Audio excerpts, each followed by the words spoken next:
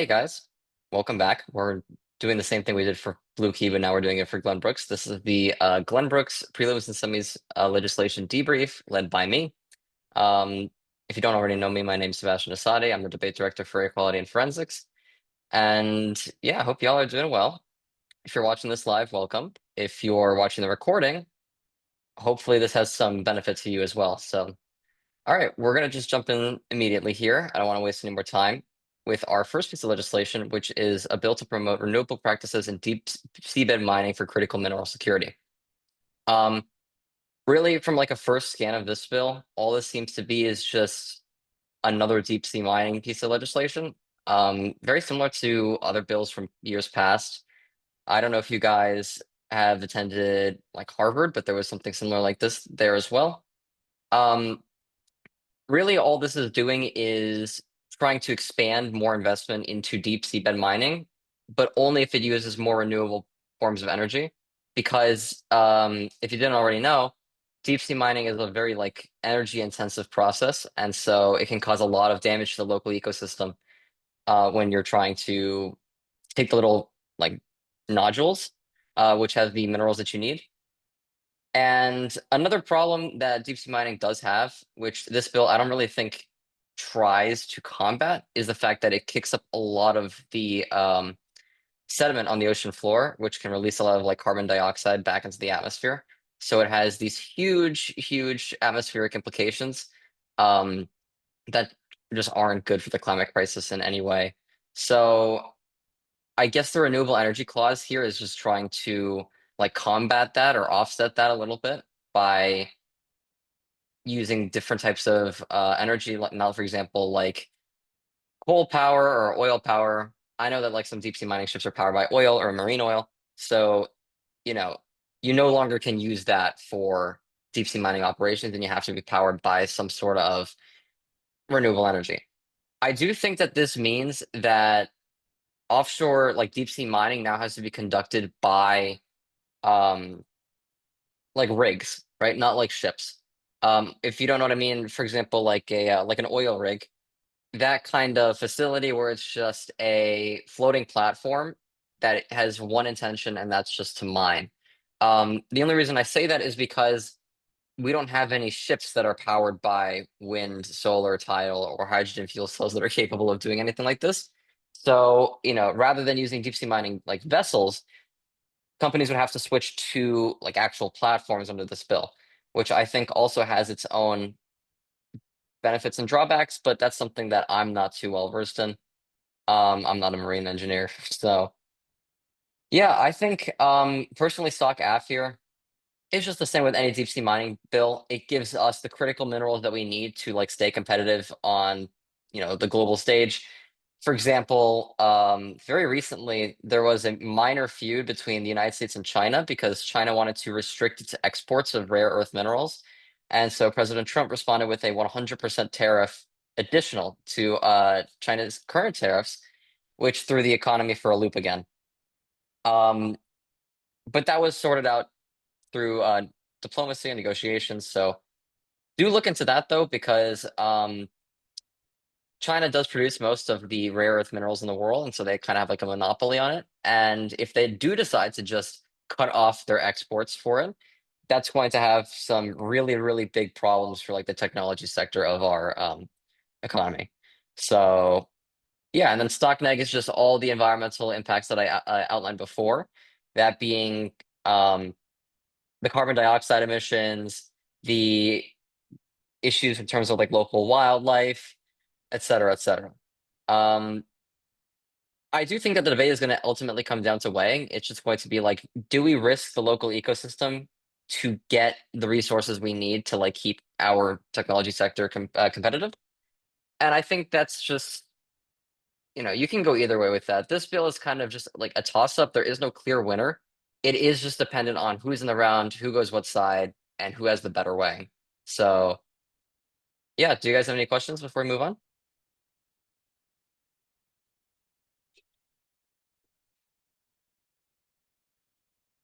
Okay, I think we'll keep going.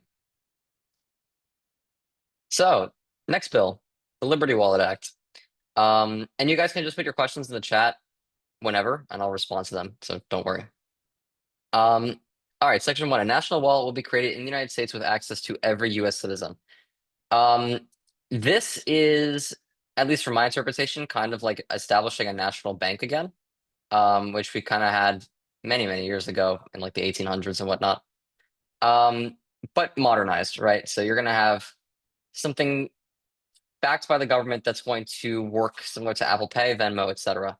$800 million to creating and running the wallet. It'll be accessible on any internet-enabled device, and you need to provide citizenship, proof of address, and initial fee. Um, Honestly, this is an interesting idea. I've never seen something like this in debate before. If I had to guess, I think that the primary advantage of having a government-backed system like this over private systems like Apple Pay, Venmo, whatever, is that say like Venmo goes under like tomorrow, right? The insurance that people will have with that system may be different than if they had their money stored with the government. I hope that makes sense. So like rather than, you know, risk their money by putting it into like a private business and getting it potentially destroyed, like Cash App, for example, um, you're now going to have security from the government that your funds are protected and backed by, whatever security measures that the FTC decide to give. Um, I do think it's best that you guys start out by researching the protections that this would guarantee, because it's a little bit of like a gray area.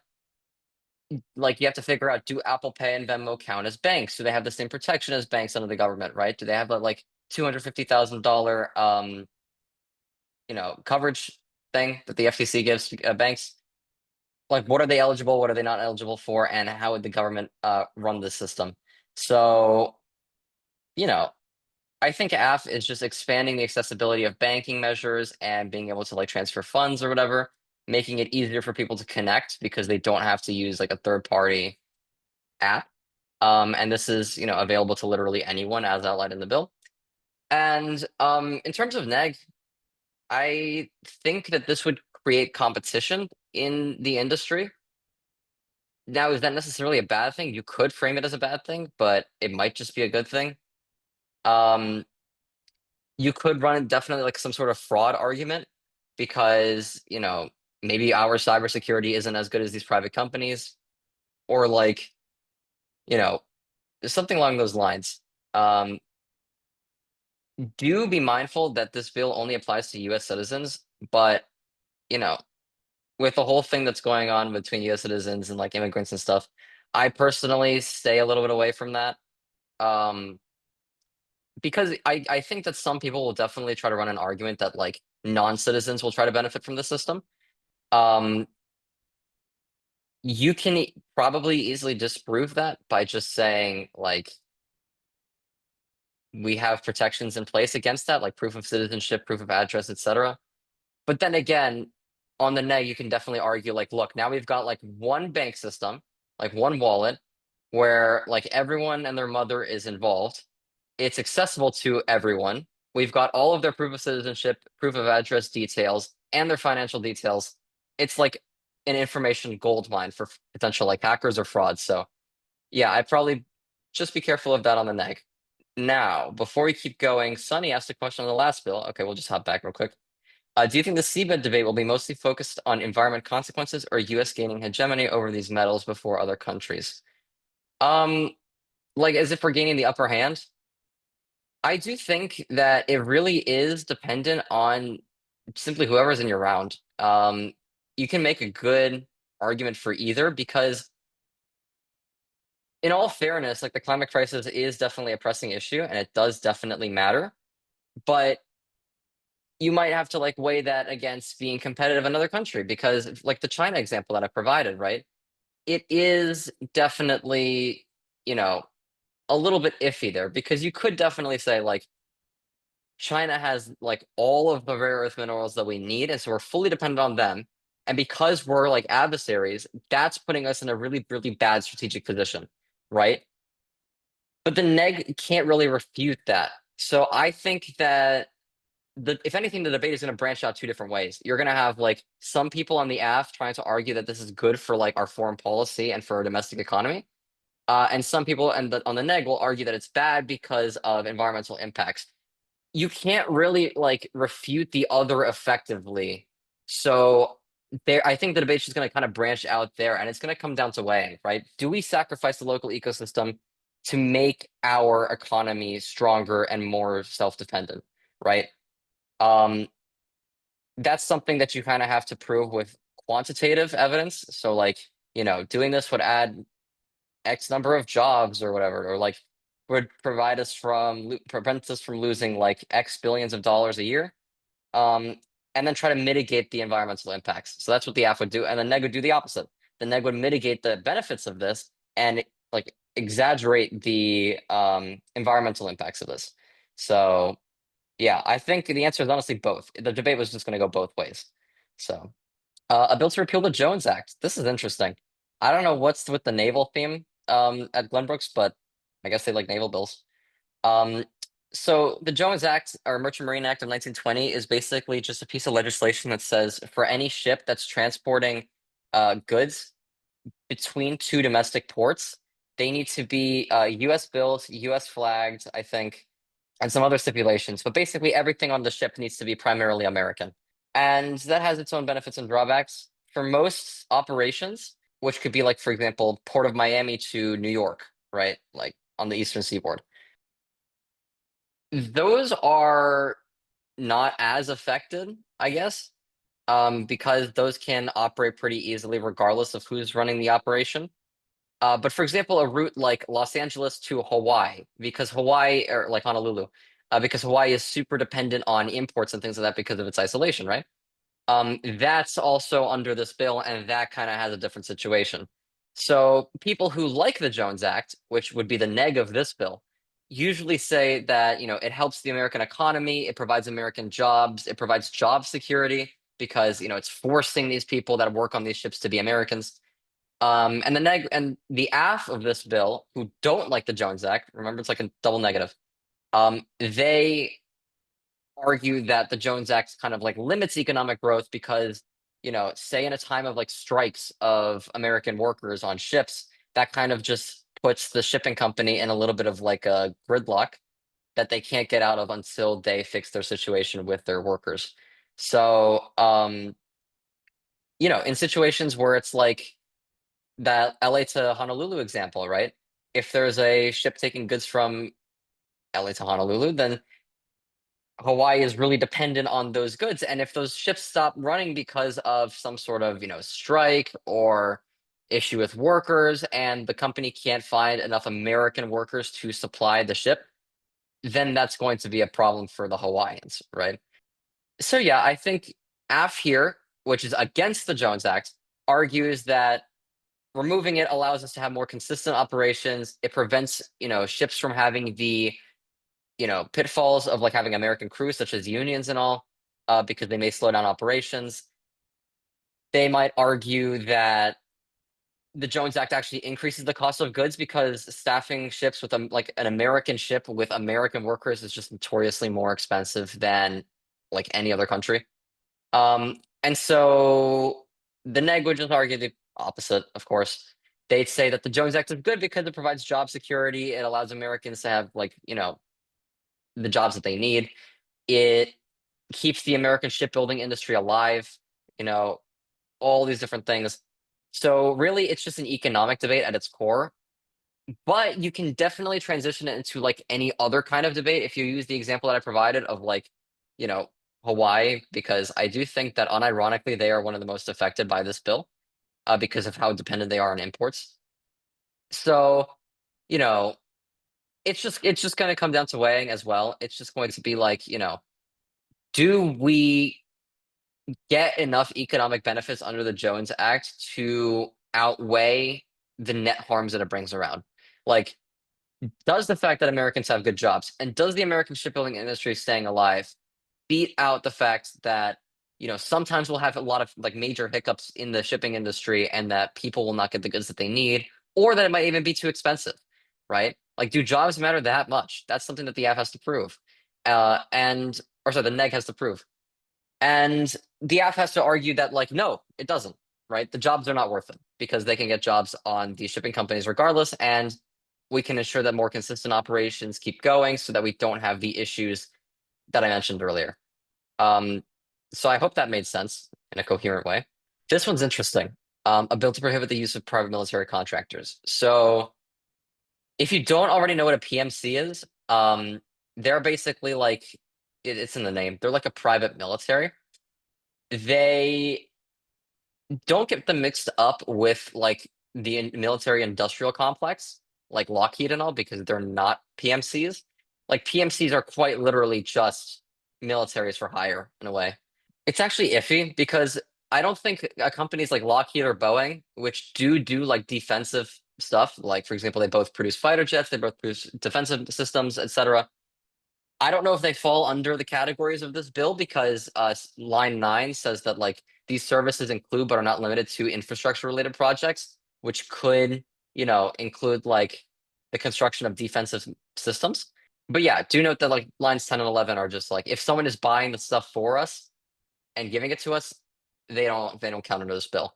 So an example of a PMC would be, I believe, the Wagner Group in Russia, which I don't know if you've heard about during the Ukraine war when they worked with the Russian military against Ukraine before ultimately turning on Moscow, which did not end well for the guy in charge.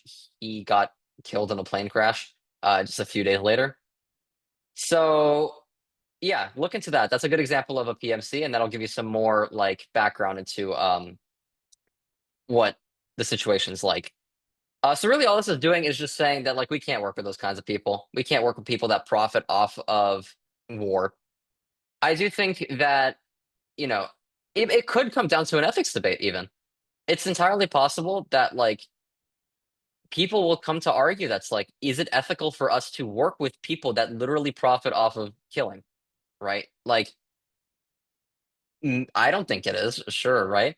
But then again, what kind of benefits do the PMCs provide, right? Why do PMCs work better than the Department of Defense does for certain measures, right? Like, do they prevent us from having diplomatic fallout if something goes wrong on a mission, right? Do they take the blame? Um, do they like exercise, different authority than we do? Do they execute different missions faster than we do? Do they do it cheaper, right?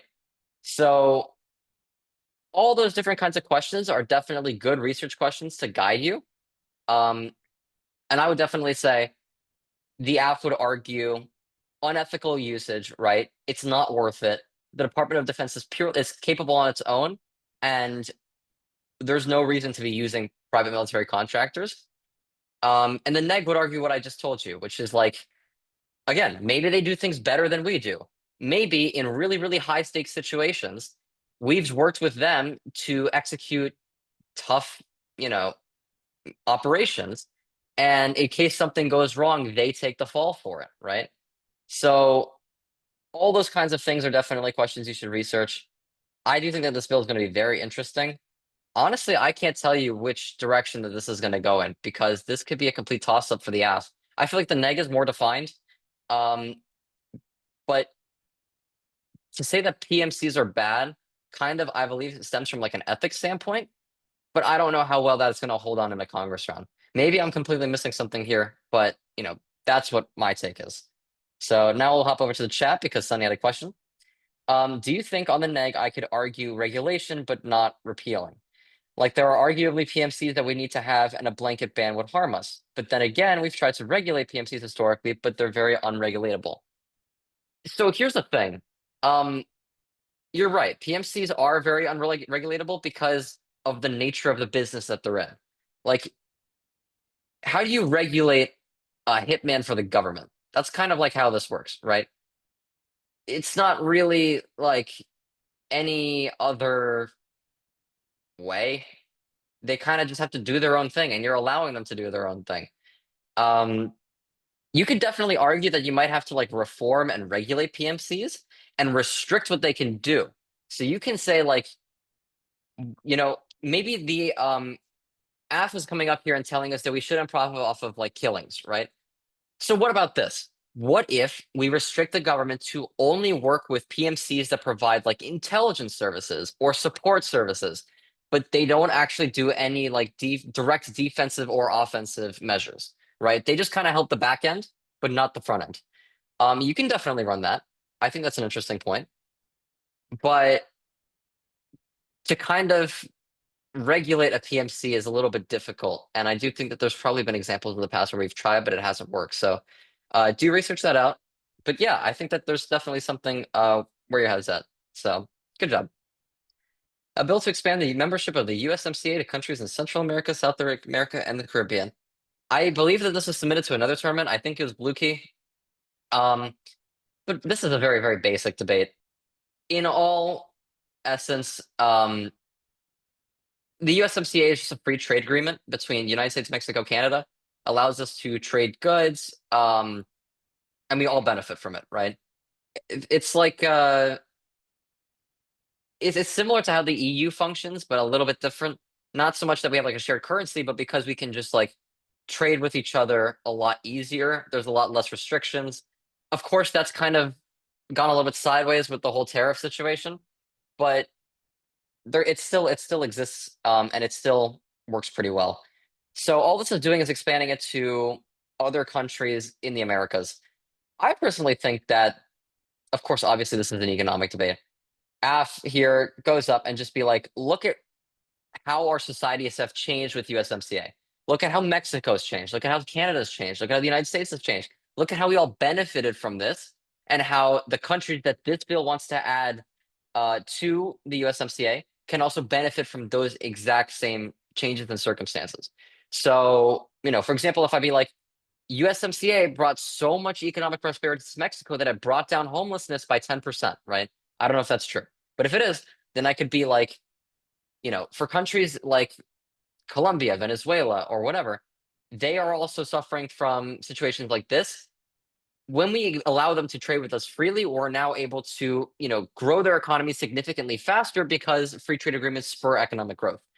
Um, and the neg probably argues some sort of niche point. I honestly don't know what the neg would go here, but let's see. There's a question in the chat. I'm going to hop over to that and I'm going to come back to the neg.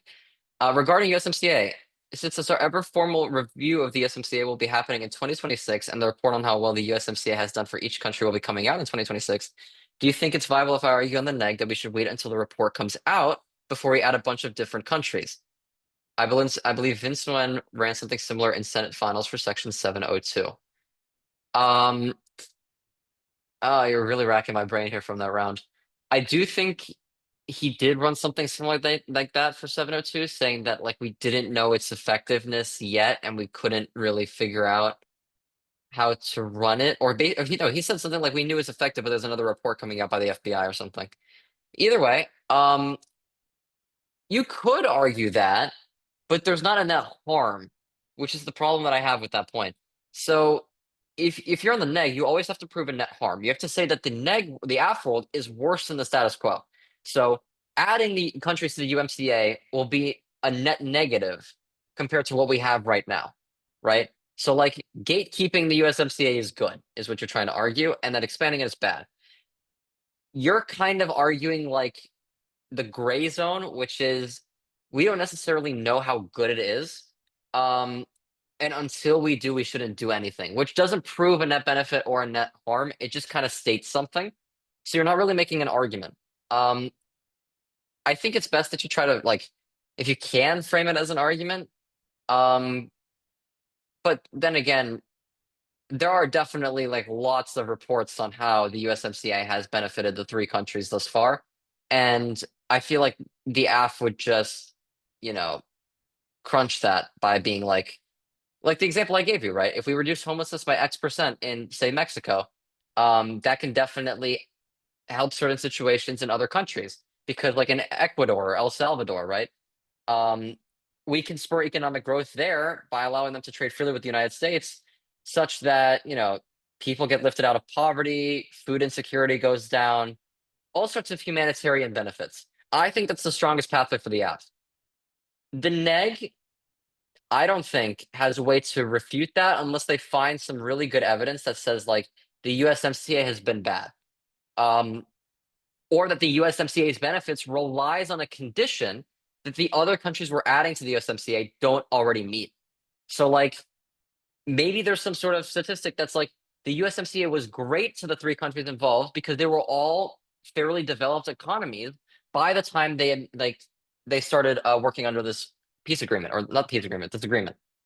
Um, However, because the countries in the Caribbean or South America or Central America aren't as developed, you're now going to have uh, them maybe experiencing some like exploitation by American businesses, or like we're going to flood the local markets and probably cause some sort of economic crisis, right? Maybe there's something there. I think that that's something interesting that you should research out.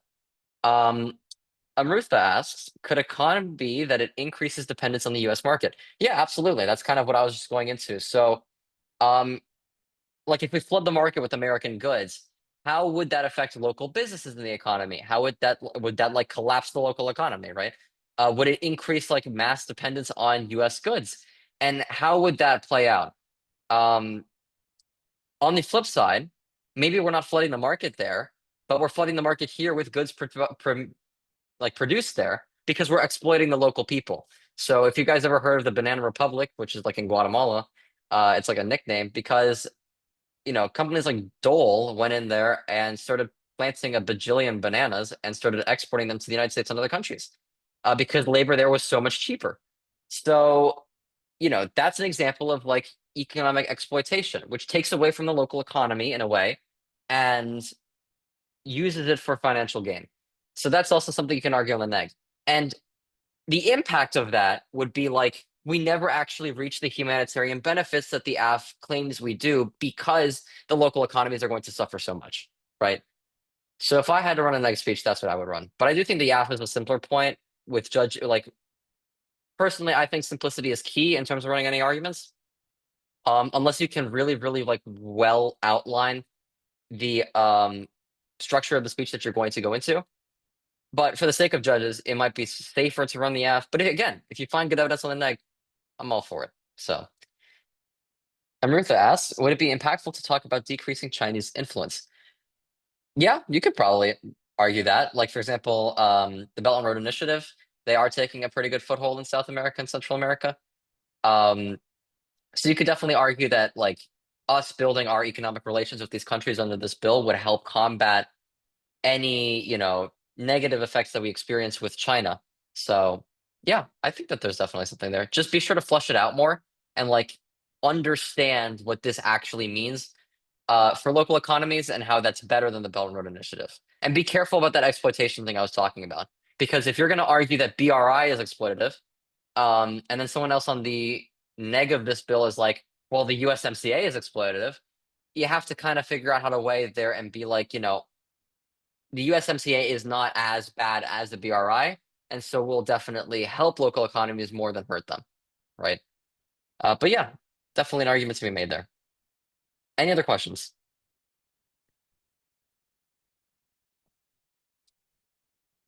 Okay, let's keep going. Oh, I don't like this one. This was so wonky. Not as in it's a bad bill. It's just it's so. I think the debate, honestly, for this one is going to be very random. Um, this is a really, really niche thing.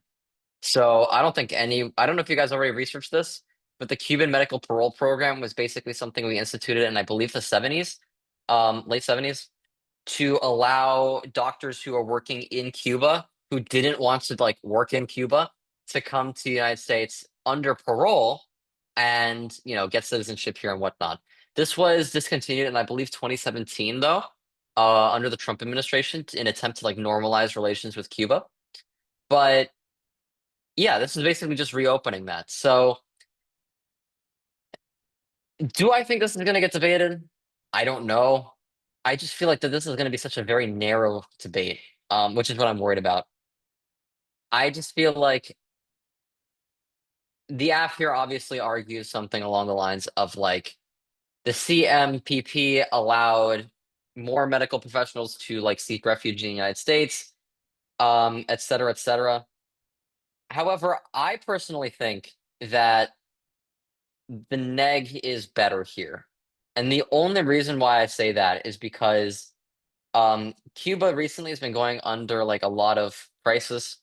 They haven't necessarily been like in the best place. And for example, medical treatment right there, over there is really, really scarce and hard to come by. My concern is that, like, again, if I was running a neg, this is what I would say. If you truly care about like the well-being of the Cuban people, you fail this bill because it's going to take away their critical medical professionals, right? I think that if you want to win this on the neg, you have to argue this from a perspective of like needs of the many over needs of the few. Um, Many being the Cuban people, few being the doctors in Cuba. Because yes, the situation in Cuba is dire. It's not good. And I can completely understand why the doctors want to come to the United States, but it's best that they stay there because the Cuban people really need them. Um, so that's what I honestly understand from this bill. I don't necessarily know how big the impacts are on either side because of how like niche this is. So yeah, not much else to say here, honestly. The BAE Act. This one is actually really relevant, and I think this is a great bill. This is expanding the incentives for Americans to own small farms. Small farms, I believe, do make up a large portion of our agriculture, like a very large portion.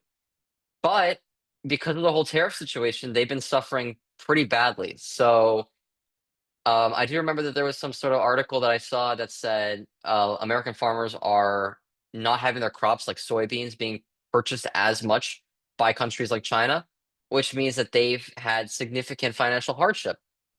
Um, and most of these farms are already eco-friendly in an attempt to reduce costs. So they already meet the stipulations of this bill. And, you know, all this is doing is just supporting our local farmers, which the problem with the neg is I genuinely don't know what it is. Um, the only thing I guess that could possibly be a neg point is Section 3B, which is a 1 penny tax on every gallon pumped by large corporations who have profits over 5 million yearly. Um, that's really vague. I don't know what gallons they're talking about. I don't know if they're talking about like gas or oil or water. I'm assuming it's water. Um, but yeah, this is a really great bill because it helps local farmers or small farmers combat like the water crisis in the West, because right now they're going under a very, very large drought. If I correct me if I'm wrong. Um, and across the country, it helps farmers because of the tariff situation, right? They're struggling. And so $50 billion in grants is a really, really good, like, uplifting factor that can definitely help them get through this hard times. Um, I don't know what a good neg point here is. It's not exactly obvious, so it requires more research. But again, this is not helping large corporations. This is helping like small farmers, which is good. It's helping them if only if they have eco-friendly practices, which is good. Um, yeah, Section 3B is not a very, very difficult bar to meet, like 1 penny per gallon of water pumped. It's not hard. And it's not like a huge tax either. So yeah, I mean, do you guys have any questions? I don't think this is gonna be debated because it's too AF heavy. The AF just seems really, really attractive here. And I don't know what the neg would be. Potentially, on second thought, it could be Section 2A because you can definitely make an argument that like some of those practices are not eco-friendly. Like for example, I don't know, maybe biological pest control is actually causing invasive species to come into the country and not actually doing their job or something, right? You can definitely research each of the practices in Section 2A, and maybe you'll find a neg point there. Or maybe you can actually prove me wrong, and you can say most small farms are not actually exercising these eco-friendly practices. Though finding a statistic on that may be difficult. So, yeah. Bill to invest in recycling technologies to decrease nuclear waste. This one's very, very easy to understand. Um, we're just building facilities to recycle nuclear waste, and we're building um, more methods on how to like actually recycle it. This is just another climate bill. I do think the only country that has a facility to recycle nuclear waste or to like store it at least long term is Finland. Um, Again, not entirely sure, but pretty sure that they have like this bunker in a mountain that they store their nuclear waste in, which is pretty cool. But they're like the only country to have it, and it was really expensive. Um, but yeah, this is $75 billion for 30 years to build these facilities. So what is that? That's like, oh my God, that's a lot of money. That's like over $2 trillion. So over $2 trillion and then some over 30 years for these facilities, as well as $50 billion towards research and development. Now, um, two ways the app can go here. Firstly, you can definitely argue that like it helps us with our current nuclear power plants. Um, that being like allowing us to have more sustainable practices with them, preventing, environmental consequences when we like dump waste wherever we feel like, et cetera, et cetera. The other route is the long-term game, which is like, okay, and personally, I think this is stronger, by the way. Um, we're like on the edge of the climate crisis, right? We need to act fast. This bill, because it's like so much money recurring annually, gives us the ability to like scale up our nuclear facilities in a way that will have like the recycling facilities and the storage facilities by the time we actually build the nuclear reactors, um, who then send their spent fuel over to those facilities, if that makes sense. So this basically allows for scalability in the nuclear sector, which gives us the leeway we need to build more nuclear energy power plants and offset their environmental consequences and provide green energy to Americans across the country. So yeah, I missed two things in chat. Sunny says, do you think people are going to try to amend this bill? Because $2 trillion is crazy. I'm not going to lie. Um, Potentially, but then again, I mean, it's 2 trillion over 30 years, and it's 75 billion annually. I mean, the bill combined is 125 billion annually, which is no small amount. But is it absolutely insanely outrageous? I think the AF can say that it's not because of how dire the climate crisis is and how this, builds that scalability I was talking about. So yeah, people could amend, but I don't see how it would change anything in the debate much, honestly. It would just hurt the scalability if they try to reduce the amount. So yeah. And Rutha says, "Oh, will you be hosting a Glen Mock by any chance?" Not that I know of right now. But we could. I think if you go to one of our scrimmages, in the next few weeks, which are usually Tuesday evenings, um, they might be doing a Glenbrooks piece of legislation. So yeah, I will keep you updated on that. But yeah, just keep an eye out on the Discord server. All right. Well, this is really simple. This is You guys know AI LLMs, right? All this is saying is that like you can't use an AI in a hospital, in a doctor's office, in a clinic, unless the human operator can control it at every step of the process. Which means that like fully autonomous AI is no longer allowed in healthcare. Um, Really, all this is just saying that like the app is going to argue that AI is very useful, very beneficial, very efficient, helps with like administrative work. That's a huge point. Because in fact, AI is mostly used for like back end stuff like filing and all, to take the burden off of doctors' hands and save them time and give them more time to work directly with clients and patients. But actually, that's the neg point. The app is going to definitely argue that like this is like AI right now has been a little bit misused. It hasn't exactly had the benefits that was desired of it, et cetera, et cetera. So, most AI is used for like detection of certain like diseases or tumors, et cetera, or for administrative work. So, you know, the neg is just going to argue that this helps with save time for doctors because every second counts for any patient, right? The AF argues that like this. First off, note that this bill is not outright banning the technology, right? It's just saying that like it's restricted. We're bringing it back a little bit. Um, And the AF argues that this ensures that every action done by an AI is reviewed by a healthcare professional. Um, the reason why this is because some doctors are getting lazy and they're just relying entirely on ChatGPT and stuff to like do their work.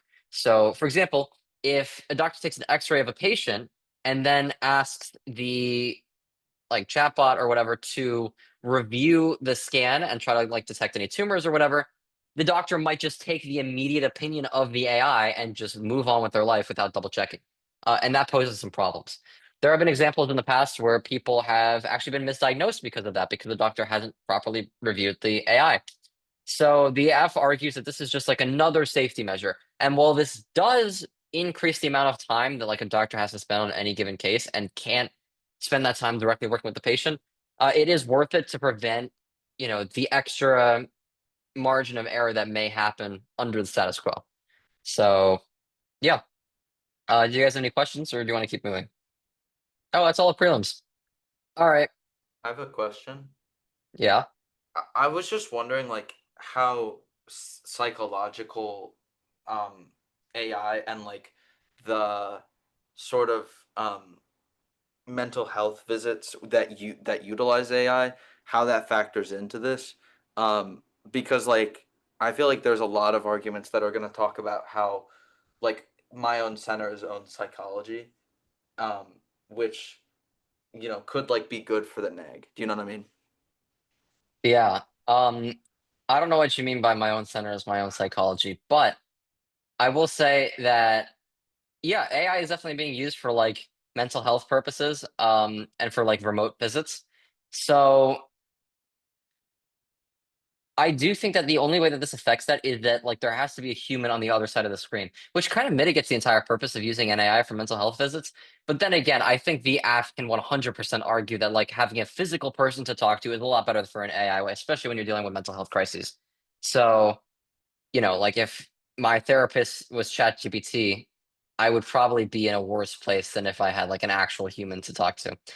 And I think the apps will just champion that, and they'll probably win that line of debate. So, Yeah, fair enough.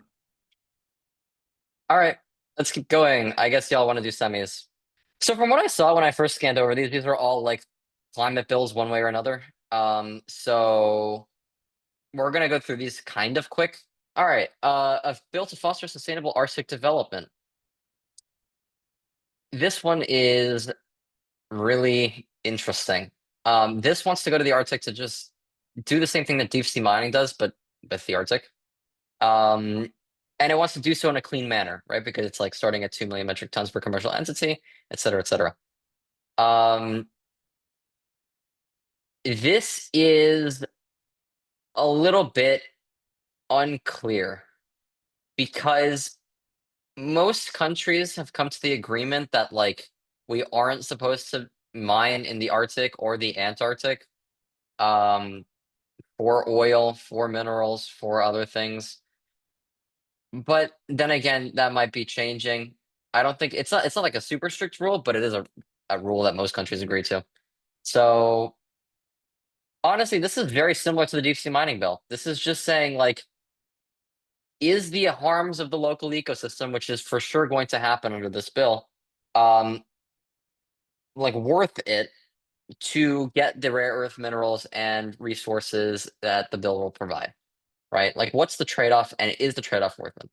And the same thing for the neg. Very similar to the DC mining debate. Do the REMs prove to be worth it? No, right? The environmental damage is too extreme.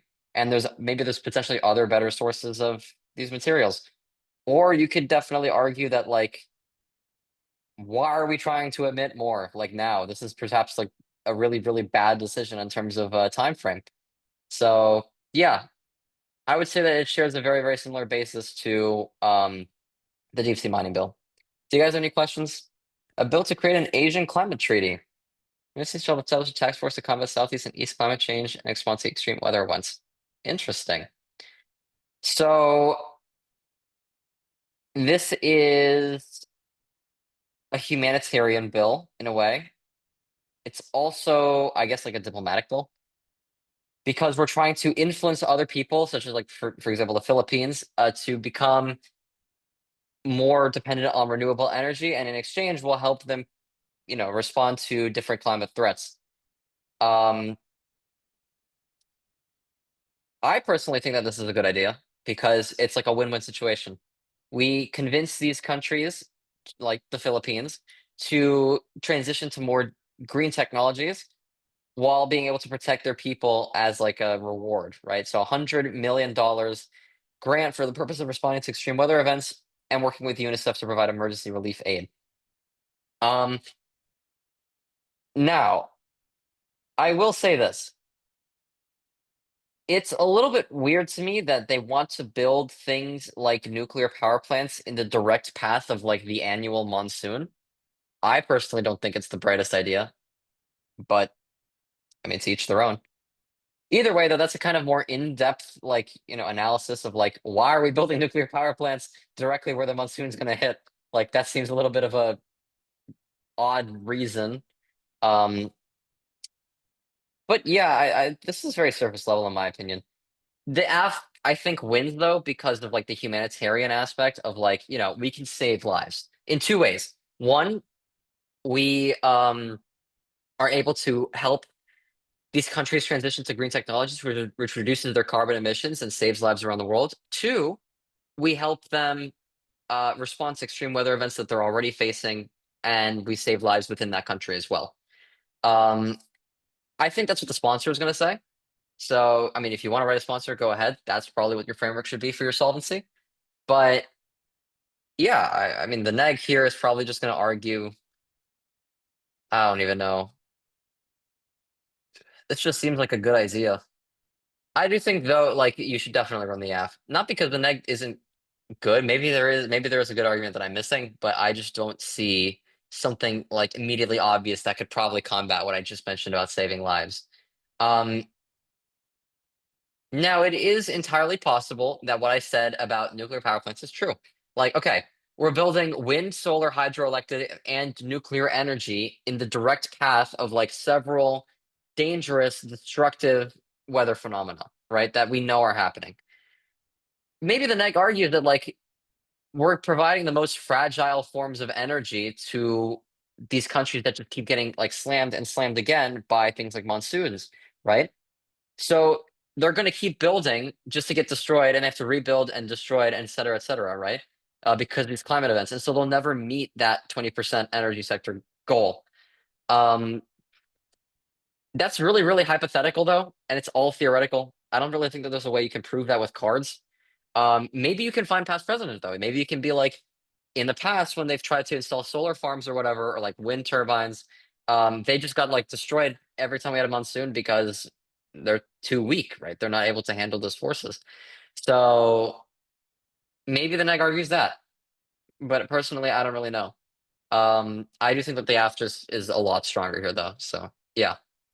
And last bill, woohoo! The Sustainable Communities Act of 2025. This one is zoning laws, and I haven't had a zoning law since like my freshman year, so long ago. Um, this one is just trying to have like a blanket attempt to reduce carbon emissions of entire communities. Um,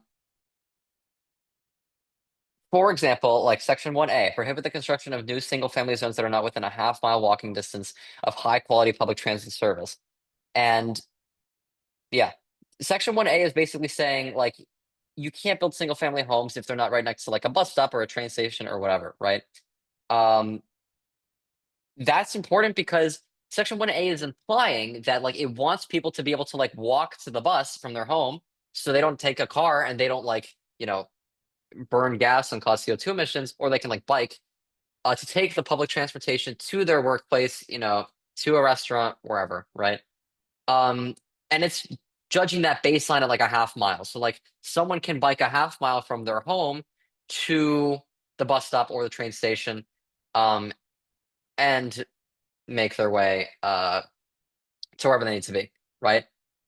Section 1B is saying prohibit exclusionary zoning laws to ban the construction of high density housing within a half-mile walking distance of high quality public transit service. So this is the this is kind of the reverse.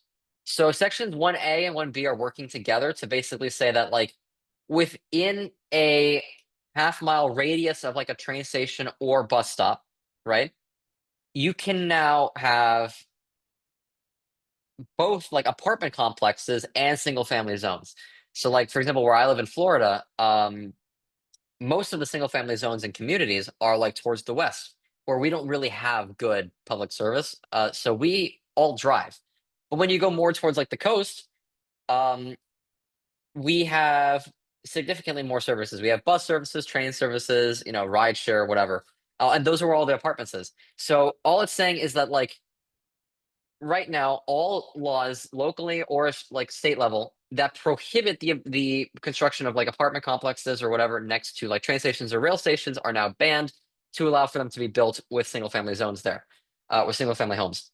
So that allows, like if 500 people live in an apartment complex and they all live within a half mile of a train station or bus stop, that's like several hundred cars now taken off the roads in theory, right? Which significantly reduce CO2 emissions. And then section 1C is just saying 20% of the highway trust funds shall be withheld from states deemed to be out of compliance with the legislation. That's just the enforcer mechanism. You don't really have to worry about that. That's just trying to like make sure that this works. Section 2A and 2B just define different things. But yeah, all this is doing is being like, okay, if you are within a half-mile radius of a train station or bus stop, the government wants you to walk or bike, right? Because we think that that is a reasonable distance for you to not use a car. And we'll make it so that you'll have access to like high quality public transit service so that we reduce CO2 emissions across the board, right? Now, if you're over a half mile away, this bill doesn't affect you, right? Because I guess that benchmark decides that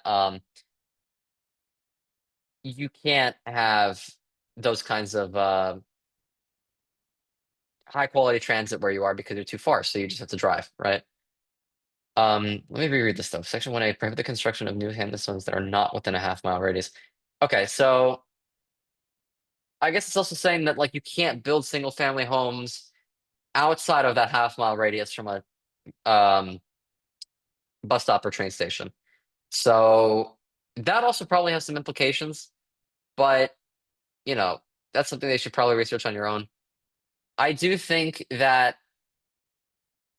you should definitely research urban sprawl. You should definitely research like examples of different um situations where zoning laws like this have been implemented if they do exist. For example, like in New York City, right?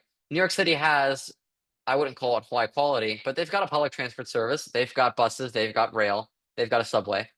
Um, and yet everyone drives, right? For the most part. Um, a lot of people, especially students that go to like NYU or Columbia, or tourists will take the subway, or like people who have daily commutes. But in a lot of situations, they'll still drive. Um, so definitely research how this would affect something like that. I mean, you're not building single family zones next to Penn Station in the center of Manhattan because it's Manhattan. But in other situations, I mean, say if you have like a small town that's like serviced by rail by Amtrak or something, um, maybe this allows more people to take those services. Now, I will say, be mindful that this bill probably will, the neg might argue that like this is going to overwhelm local transport systems and we don't have the facilities or infrastructure to like combat that. And that's entirely possible. So be mindful for that. If you want to argue the neg, definitely research that out. Can you talk a little bit more about the Liberty Wallet? Thanks. Yeah, sure. We'll head back up. There it is. Liberty Wallet. Okay. What exactly do you have like questions on regarding this? Because I think I can help you better if I know exactly what you want, like clarification on. Impacts. Okay. Um, so creating a national wallet will most likely expand the accessibility of like financial services for people of all backgrounds, like regardless of where you're from, regardless of where you are, regardless of your socioeconomic situation. Um, and so that's really, really good because this is going to foster a lot of growth in our economy, right? More people having access to financial services automatically or almost automatically leads to like more economic growth. And there's definitely been cards that you can find for that. But the neg might argue that like this is the cybersecurity risk, right? Like, you know, I don't know. That's like the only one that seems kind of feasible to me, which is like there's a problem with having, everyone's proof of citizenship, proof of address, and financial details all in one place when maybe the cybersecurity measures that we have aren't as good as like private companies, right? Um, so yeah, that's what I think the two impacts are. But the overall impact that I think is non like negatable is that you're going to expand access for financial services across the board. Um, maybe because like you might have to research why some things like Venmo or Cash App or Apple Pay are like off limits for some people and why this bill would now substitute those other examples when they're not available, right? So be mindful of that.